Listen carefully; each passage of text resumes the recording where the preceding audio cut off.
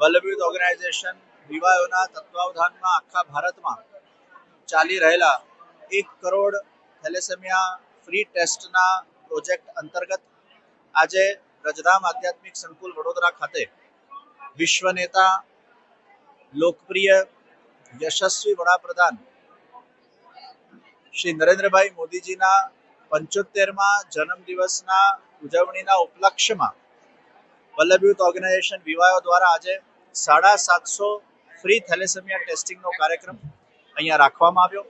ખૂબ મોટી સંખ્યામાં આજે અહીંયા બાળકો અને યુવાનો, ખાસ કરીને સિગ્મા યુનિવર્સિટીથી અહીંયા જોડાયા.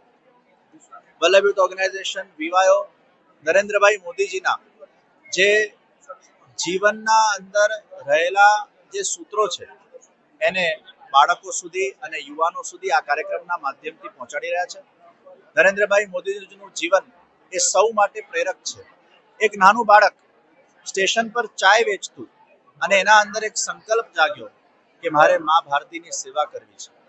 અને આ 75 વર્ષનું એમનું જીવન જુઓ, એમને આખું જીવન મા ભારતીની સેવામાં ખપાવી દીધું છે.